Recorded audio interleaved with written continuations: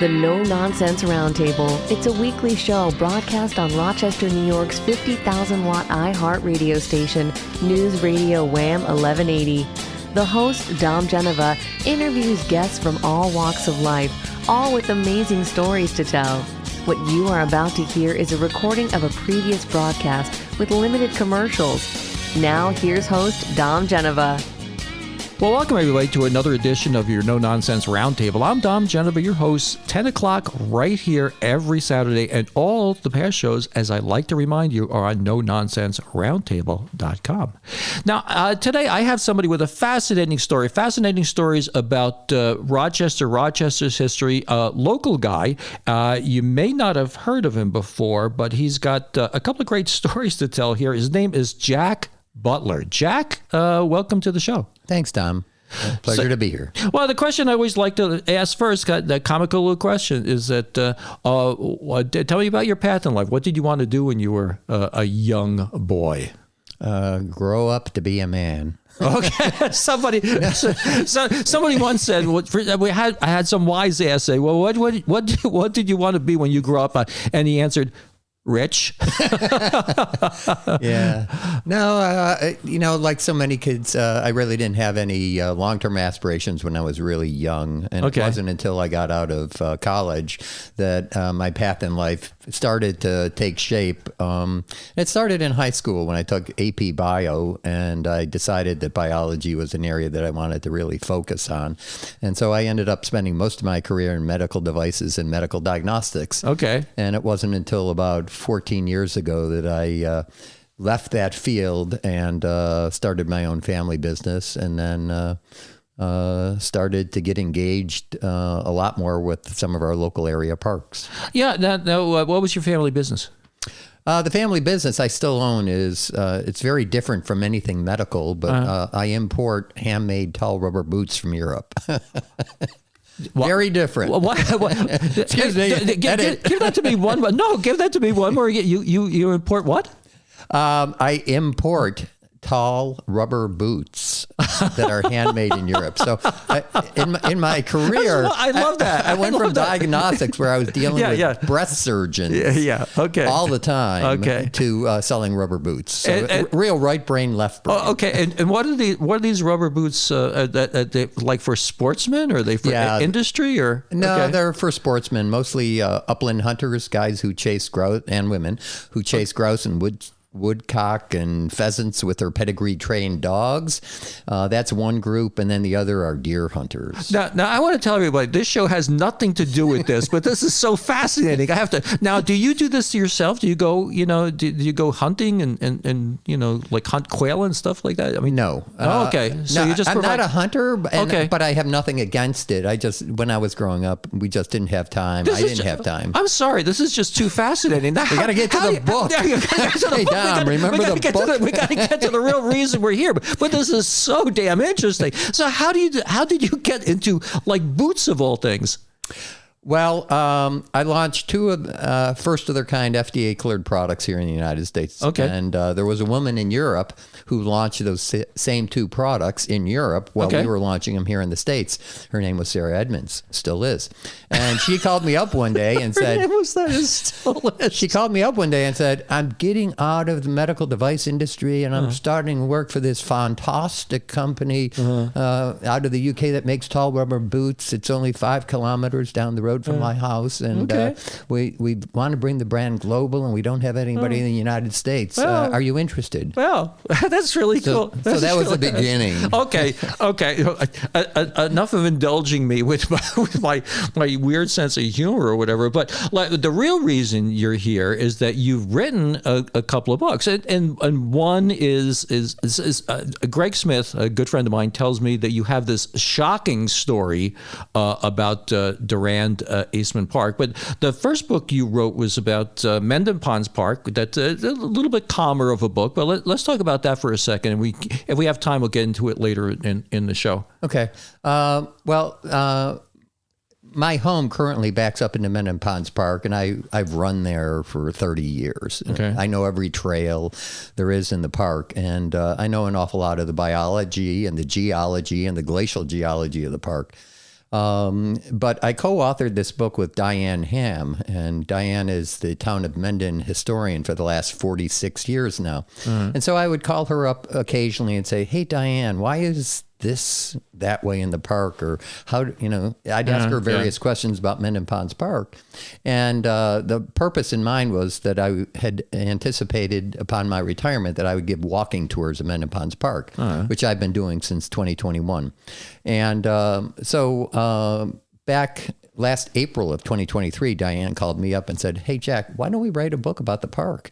And I said, okay. So we started in April, published it in October. Wow, cool. And that was your first book. Okay. And you, this new one, Durand Eastman Park, Yesterday and Today, there's more to it than just yesterday and today. It's from what I hear, you have this shocking political story about, is that the right way to explain this about Durand Eastman Park? It's a pretty good way. I don't know if political is probably necessarily appropriate, but it borders on it. I tell people they have to remember that this true story happened over 100 years ago here. So you really can't attribute it to a political party or the government at that time. Okay.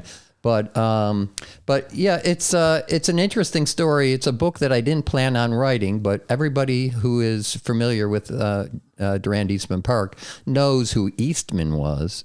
But I couldn't find anybody who knew who Durand was. Yeah. Some people told me, oh, that's George Eastman's first name. It's like, no, his first name was George. Okay. So I started looking into Durand, who turns out to be Dr. Henry Strong Durand. Yeah, and he was a surgeon. And if it weren't for Henry Durand, there would be no Durand Eastman Park. The other thing that's really interesting, that I find interesting anyway, is that once you've become familiar with Durand Eastman Park, people don't refer to it as Durand Eastman Park. They just say, oh, I'm going to Durand. I'm golfing at Durand. I'm swimming at Durand. We're hiking at Durand. So everybody refers to it as Durand, but nobody in Rochester knew who Durand was. So that was my initial research, was who is this guy Durand? And then I got, it just started coming at me. The more research I did, I was pretty soon just flooded with information about Dr. Henry Durand. And then, as you said, the whole story takes a very odd twist then, once he and George Eastman turn over almost 500 acres of land to the city of Rochester for the park. So when was Durand born? I mean, you say 100 years ago, but what? I mean, he was born in 1861. Okay. George Eastman was born in 1854. So Durand was 7 years younger than George Eastman. So how did they meet? I mean, is this something where they did this something collaboratively, or Eastman had land someplace and Durand had the other land? I mean, how did it all happen? It's not exactly clear where they met, but they traveled in the same social circles. Oh, really? Okay. Right? Yeah. Durand's family was quite well off, and he ended up. They both belonged to, for example, the Genesee Valley Club, Country Club of Rochester, and the Rochester Yacht Club. So they traveled in the same social circles, and there was actually more that ended up binding them. George Eastman's personal physician ended up marrying Dr. Henry Durand's youngest sister. Okay. So the two were close friends. Mm-hmm. I wouldn't say they were the closest of friends, but they were close friends, close enough that whenever George Eastman would, for example, go to Europe or travel down to safari in Africa or something like that, mm-hmm. he would stop in and meet with Dr. Henry Durand, who was living in Paris towards the end of his life. All right, so we get the foundation of these two fellows now, and when we come back from this break, we're going to get into the rest of this story. This is Dom Genova from my friend Jack Greco at Jack Greco Furniture. I'd invite you to go see Jack Greco if you're looking to buy furniture right now. But beyond that, I'd invite you to go see Jack Greco if you're ever going to buy new furniture. And why? You can look and dream and plan how exactly you'd like your furniture. The type of wood, construction is half the fun. It's going to be reflective of your taste, and quite frankly, you'll want to pass it down as an heirloom. Can't say that about the big box stores. Go see Jack. This is Dom for my friend John Myers and his new company, Life Interviews. I'm going to ask you to go look at the website he has, Life Interviews. There's no T in it, Interviews, where you'll see a fantastic presentation on what they do. And what they do is create a video legacy for you to pass down to future generations. More than just getting your DNA, you can pass down your story. Go see, you'll be amazed. It's a great idea, but do me a favor. Wait till the end of the No Nonsense Roundtable. Well, welcome back. We are having a discussion with Mr. Jack Butler, who wrote this a surprisingly shocking, interesting story, as far as Greg Smith has explained it to me, about Durand Eastman Park. Now, I know nothing other than that, so I'm going to turn it over to Mr. Butler to talk about this story. Okay. Well, Henry Durand was born in Ohio, but then the family moved here to Rochester. Okay. He was the sixth member of his family to attend Yale University. As a matter of fact, he was a poet. He was the class poet for the class of 1881 out of Yale. And for any Yale grads out there in the listening world, he actually wrote the words to your alma mater, Bright College Days. Mm-hmm. So he graduated from Yale, and then there's this characteristic in Durand's life that I found as I was doing more and more research. He really thrived on adventure. Mm-hmm. So after he graduates from Yale in 1881, he takes 5 months off to go to Europe, comes back, goes to Harvard Med, graduates when he's like 21, and then he moves back here to Rochester. He set up his practice where he had been living at 87 South Fitzhugh Street. Mm-hmm. And I went down there to visit it, and that's South Fitzhugh Street. 87 South Fitzhugh now is where the Civic Center parking garage is. Okay. So it's not there any longer. But he always wanted to have property up on a summer home up on Lake Ontario. So he bought about 270 acres of land up there, and he convinced George Eastman to buy all the land around his so that they could jointly then give that land to the city of Rochester for a park for the people. Not for companies, not for organizations, not for groups, a park for the people, because people in the city of Rochester didn't have access to Lake Ontario at that point. Ah, okay. Right? There was a lot of private property, farmland, things like that. So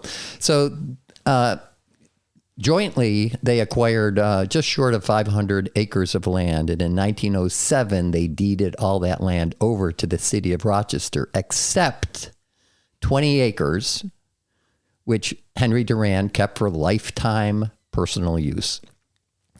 And shortly after that, he meets this guy, Albert Stillwell, at the Genesee Valley Club. And Stillwell tells him about all the riches that there are and adventures to be had in Mexico, mining gold and silver. So in 1908, Durand closes up his surgical practice, and he heads down to Mexico. But before he leaves, he establishes a verbal agreement with the city parks department that they're going to basically watch his stuff. Ooh. Right? On his 20 acres of of land for personal lifetime use, he had built a home, a barn. He had a fence there. He planted an apple orchard of 83 trees. There was a log cabin there in which he had housekeeping staff stay. And so he heads down to Uruguay, Mexico in 1908, and he finally comes back up here to Rochester in 1915 to tell people about how things are going down there and his experiences in Mexico and follow up on some of his own family business and things. He comes up here and he finds that the city of Rochester has taken over his 20 acres of land for lifetime personal use. What this compels me to ask the question, though, is that this fella that was so highly educated was so naive that he would work with a verbal agreement. Yeah, all the lawyers who hear this just kind of shake their heads, understandably so. But it's kind of the kind of person that I think Dr. Henry Durand was. He was very humanitarian. Uh-huh. He was very artistic. He had a great sense of humor. Uh-huh. And I think, if you reflect on it, you've just given 500 acres of land to the city of Rochester. You're going to leave for a while. And he thinks, Well, I just gave them 500 acres of land. You know, they're not going to mess with my 20 acres. Well, unfortunately, he was wrong about that. There's something that my old attorney taught me, that when I give a talk at RA2 to a bunch of kids, I say it's the four corners rule.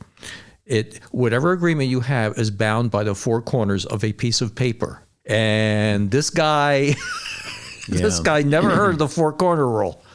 Well, the reason the city of Rochester, actually, it wasn't within the city, it was actually the city parks department that took over the 20 acres. And the reason they took over his 20 acres, they took over his 20 acres, they tore down his fence, they knocked down his barn, they chopped down his apple orchard of 63 trees that he had hand planted. And the reason they did that was because the gentleman who was the head of the parks department at that time, his name was Alexander Lamberton. And he decided that those 20 acres of land were the best spot to put a Durand Eastman Zoo. A Durand Eastman Zoo. Rochester already had the Seneca Park Zoo.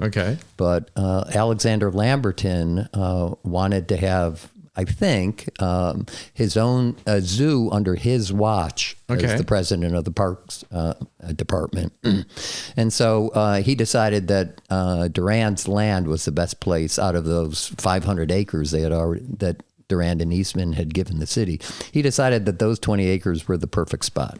Okay, so they basically just stole 20 acres from this guy when he was away. So what happens now?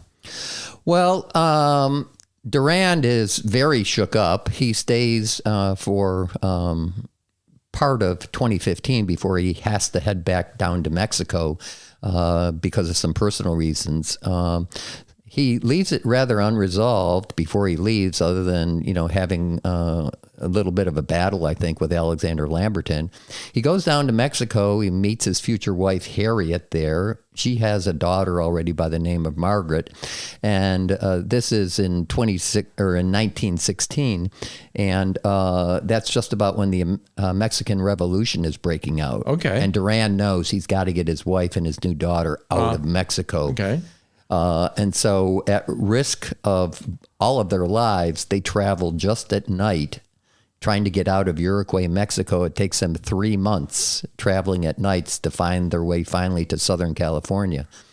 In the meantime, after he gets to Southern California, he makes several return trips to Rochester. But in 1922, or actually in 1916, he has his trust officer at then Security Trust Company, a guy by the name of William Stackle. He has his trust officer decide, well, we should really formalize this informal agreement you had with the city of Rochester about your 20 acres of land and its potential use. And he gets a letter back from Lamberton saying, essentially, sorry to inform you, but the city of Rochester has taken over your 20 acres of land. So in 1922, Durand comes back up here, writes a long letter. He's still battling about trying to get his 20 acres of land back. He writes a 5-page letter to the then Rochester city mayor, who was Clarence Van Zandt. He writes him a 5-page letter explaining in detail about how he had acquired the land, heading to Mexico, asking the city to watch his land while he was away and everything. And he sends the city a bill because they have built the zoo on his land, and sends him a bill for the house and everything, the property and the destruction they did to it. And the city never paid that, obviously. And Durand's daughter, Margaret, decides she wants to study voice, so they head off to Europe, and where he spends some time in Venice and ultimately in Paris. This guy sounds like a hoot. He's been all over the place. Yeah.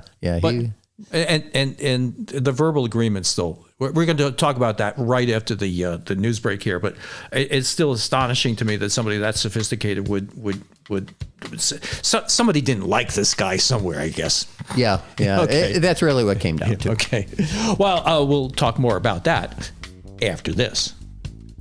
This is Dom. I'd like you to listen to a jingle that the No Nonsense Roundtable produced for the Rotary Sunshine Camp. It's a magical place for kids of all abilities. At no charge, the Rochester Rotary Sunshine Camp has been serving children of all abilities for the last 100 years. Help us grow into the next 100 years. Go to sunshinecamp.org to learn more about how you can help. Where kids have no barriers to fun. The Rochester Rotary Sunshine Camp. Well, we're back and we're talking to Jack Butler, who wrote a fascinating story about this fellow Durand, who seems to be a very successful surgeon. Obviously, had a bit of money because he's traveling all over Europe and the United States and whatever, and doesn't have.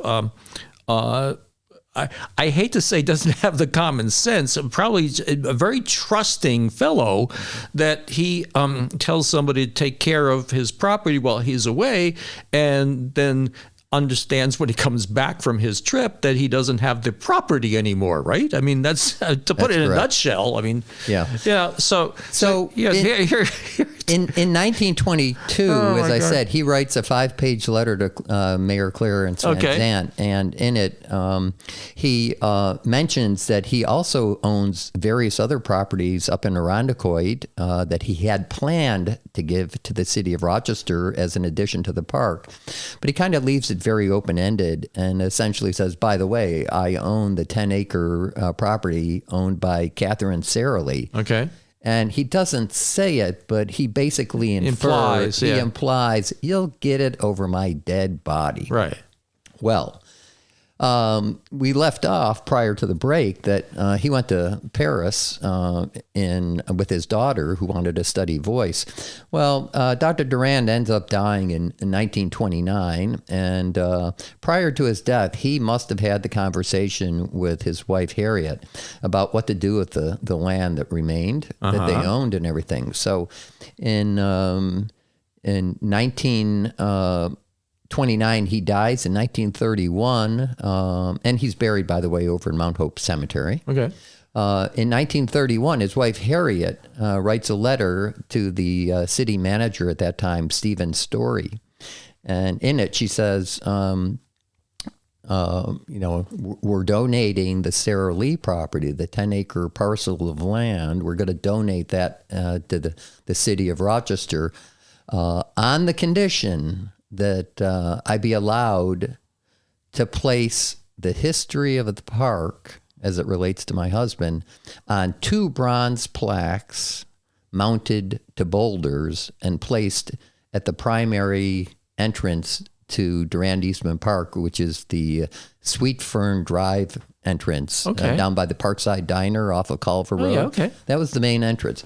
So that was the condition that Harriet attached to her 1931 letter to the city. Seems pretty reasonable. Yeah. The city gladly accepted the gift of the land. They never put the history of the park on 2 bronze plaques mounted to 2 boulders. I'm sorry. I searched high and low. I spoke with past park supervisors. Oh my God! Shortly after she writes that letter, she received a letter back from Stephen Story that essentially said, "Dear Mrs. Durand, thank you very much for this very generous gift. It's a shame that some former officials of the city of Rochester decided to run roughshod over the wishes of your husband. And the people of the city of Rochester are most grateful for your gift."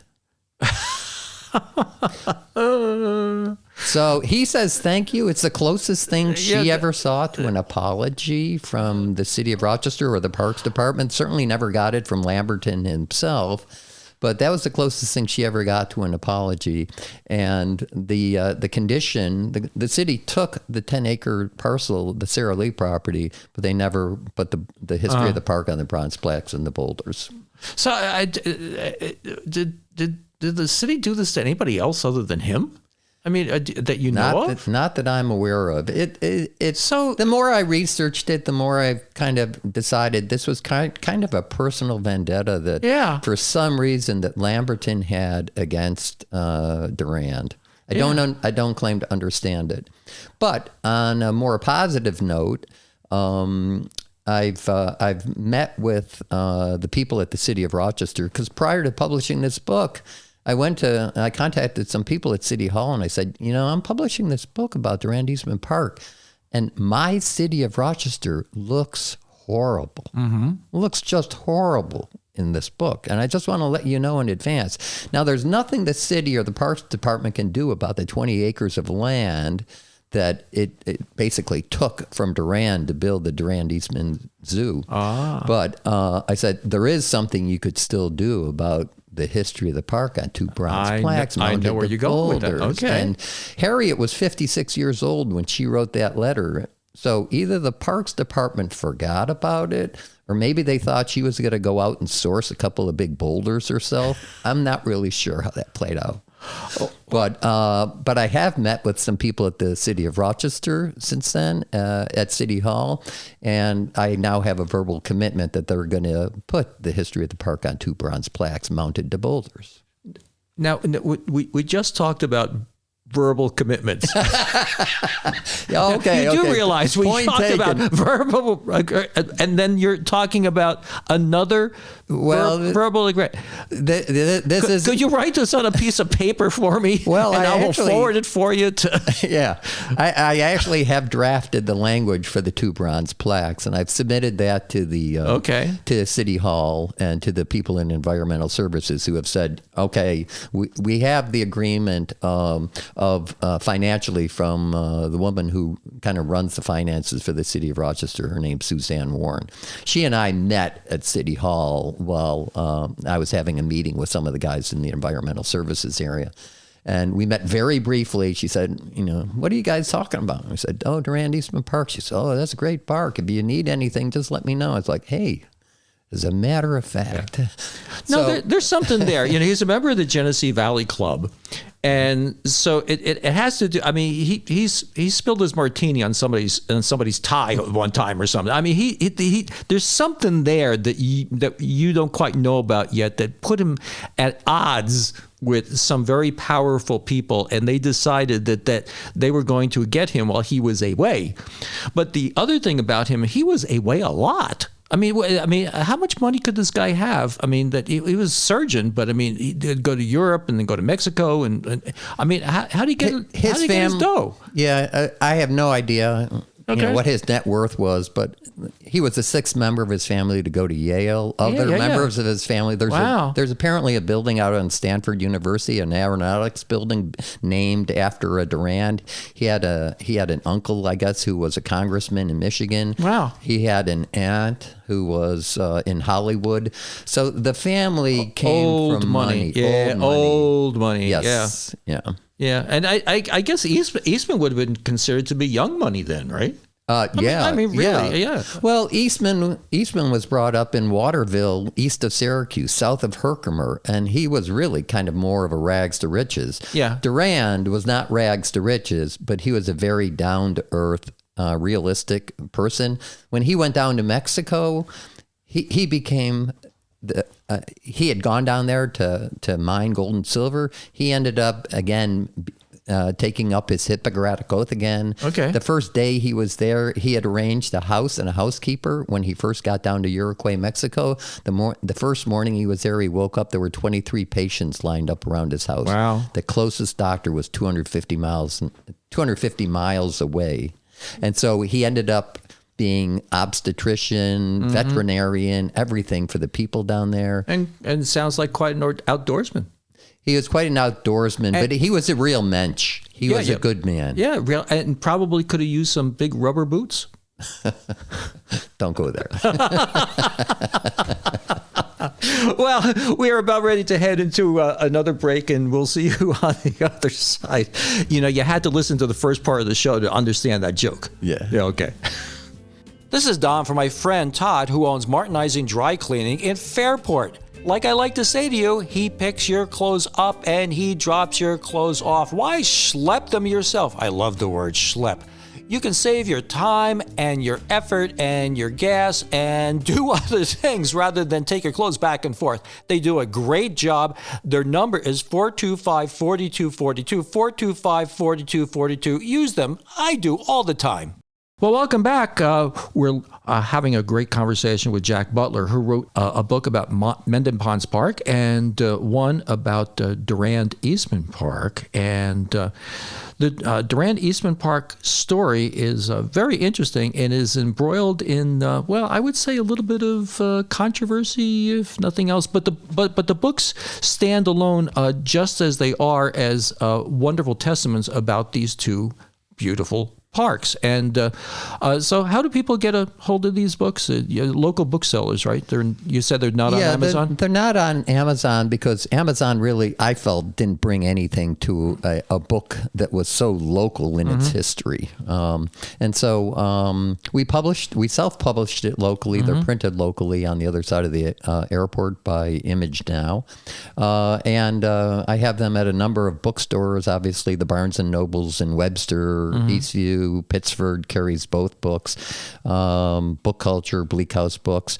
But the town of Irondequoit itself doesn't have a bookstore, which is kind of shocking. And so I had to reach out to a variety of other retail outlets because not everybody goes to bookshops. So I have it at Sips Coffee House, Harima's Grocery Store, Jen Rick's Garden Center, Titus Tavern, Irondequoit Brew Company, a variety of different retail outlets in the town of Irondequoit carry the Durand Eastman Park. I'm going to join you. I'm weeks away from having my book published, Don't Be Taken for a Ride. It's how to buy a car and how to buy a car and no more stuff that you know now. And so we'll have a book signing together. I mean, I was talking to Scott Petoniak the other day. We had a wonderful book signing years ago with Jack Gardner, God rest his soul. It was at the DoubleTree. It's very, very successful because of the central location. We'll have you. We'll do a big book signing with a number of different people. Yeah, that'd be fun. It'd be fun. But let's talk about the parks. The parks all told. Now, there are a lot of different features of these parks. People just aren't aware. I drive by Mendon Ponds Park all the time, and I see a sign, and I really don't know much about it. So let's go over a couple of these things with these parks. Okay. Well, Mendon Ponds is literally in my backyard. I've run there for years. I'm one of the few people that the park lets walk around with a chainsaw. There's two of us because we cut invasive vines off of trees there because they can topple trees. They probably toppled lots yesterday with that windstorm we had. But I know Mendon Ponds Park extremely well, and the park itself was opened and commemorated on June 30th of 1928. And it's surprising to me. The park is only there today because of a professor, Herman Leroy Fairchild. He was the head of the geology department at the University of Rochester from 1880 to 1920. But he was the one who recognized how unique Mendon Ponds Park was, that 5 square mile area of the park, because of all of its features of glacial recession. The last glacier receded from here 13,700 years ago. But Professor Fairchild recognized how unique the park was because it has 2 eskers, several kettles, and cames. These are glacial geographic features of a glacial recession. Okay, just now you sounded like the teacher to me on Charlie Brown. What are we talking about? Well, the hills and some of the ponds that are there, for example, were created when the glaciers. Okay, but what's the difference between a kettle and a thing and that gets rather detailed. But okay. A kettle is a depression in the earth that's caused when a chunk of ice broke away from the receding glacier, was left behind, and its immense mass crushed the soil underneath it, and then it melted down. And so you have either dry kettles or wet kettles. Okay, that's interesting. Okay, and what else? Educate me more of this stuff. Well, so there's an east and a west esker that runs through. Now, what's an esker? An esker is essentially a hill. Actually, it's more than a hill. It's like a range. A small mountain range is a good way to think of it. It's not as high as a mountain. And what causes that? Again, it's caused by when the glaciers receded, water was melting off the top of a glacier, fell through a crevasse or a crevice in the back of the glacier, and it carried all sorts of sand and sediment that the glacier picked up as it was advancing. And all that water falling into that crevice from this melting glacier carries that sand and gravel to the base of the melting glacier, and it forms this kind of serpentine hill called an esker. Do you do or anybody do tours of this? Yes. That sounds fascinating. Now, how tall were the glaciers? I mean, how many feet high? That's really interesting. At its epicenter here in North America, which was up by Hudson Bay, the glaciers themselves were about 2 miles high. Whoa. Here in the Rochester area, they were about as high as 1 mile. And to put that in perspective, on a nice sunny day with puffy white clouds, those are cumulus clouds. Yeah. 1 mile is about to the base of a cumulus cloud. So imagine ice to the bottom of a white puffy cloud and how much power and mass that had as the glacier was advancing.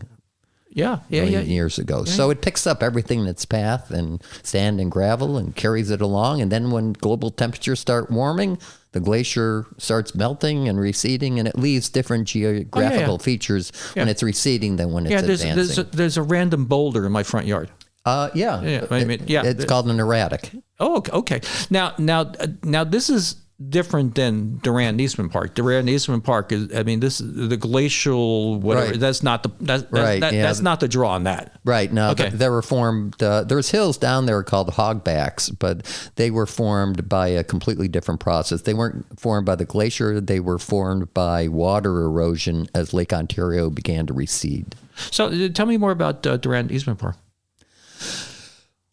Well, the park itself is quite, it was really a world-class park, and I think the city of Rochester is hoping to regain some of that status. Back in the day of George Eastman and Henry Durand, the park itself had the Arboretum, which is like a living tree museum. Oh, yeah. It's still there. It had a beach house that was taken down in 1970, I believe. It was a very big beach house. It had the zoo that was torn down in 1962. It has a Robert Trent Jones, actually it had a Donald Ross golf course that was expanded in the early 1930s by Robert Trent Jones into an 18-hole golf course. Yeah. And it's got a number of trails and shelters, and of course the White Lady Castle, which it was really, the White Lady Castle is that wall. It was the stone wall of a building that was known as the Refectory. The Refectory was a restaurant that was built way back in 1911. The Refectory itself was a communal restaurant for people from the city who would come, it was a day trip down to Durand Eastman Park. And so they'd come down. Sometimes they didn't have food. Sometimes the weather would change on them. And so the Refectory was a building that gave them shelter and gave them a place to eat when they visited there. But it burned to the ground, but there still lives on this legend of the White Lady whose spirit and her dogs wander around the park at night. It's folklore, looking for a lost child. Well, and I think people have to remember in the day too is that that's the time before air conditioning and whatever. And when you want the relief from the city, you went someplace to the beach to get relief. And for them to make this park for the benefit of Rochester was really great. Except for that one thing. Yeah. except for except for that, Mrs. Lincoln, how'd you like the play? Yeah. Well, thank you ever so much for coming on my show. It's a fascinating story that more people need to know about, and you're gonna have to give me a tour of Mendon Ponds Park. Maybe we can do a no book nonsense signing tour. Well, book signing. We would do a no nonsense roundtable road show. How about that? We set something up some Saturday, some beautiful Saturday when the weather gets good, and you can give us a tour. How about that? Yeah, I do 4 different walking tours of the park still. They're through Pittsford Rec Department, and the people down at the Birdhouse on Monroe Avenue are also planning now to have me jointly do some walks for some of their customers. Now you go there. You hold the seed out in your hand in the. You can up at the Birdsong Ferry Trail. Yeah, that's good. Love them.